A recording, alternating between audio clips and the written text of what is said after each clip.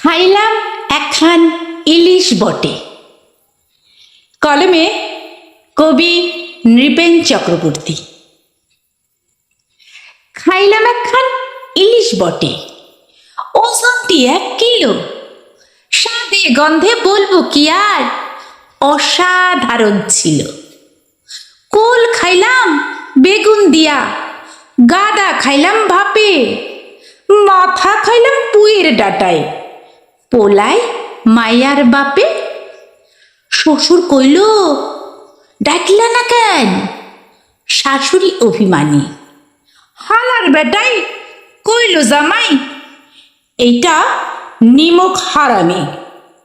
স্বীকার করলাম ভুল করছি, কথাও দিলাম তাই। খাইমো ইলিশ উৎসবের দিন, আইসো কিন্তু ভাই। 300 নয়, 500 নয়, 1000 গ্রামের মাছ, স্বাদে গন্ধে নাচবে বাতাস উৎসবের চারপাশ। গঙ্গার ইলিশ, পদ্মার ইলিশ, ইলিশ কোলা ঘাটের, হাটের ইলিশ, বাটের ইলিশ, ইলিশ বাবু ঘাটের। কবিতা হবে, গান হবে, বাঁচাও অভিযানও হবে। নদীর ধারে থাকবে সবাই, পুলিশ থেকে ফুলিশ।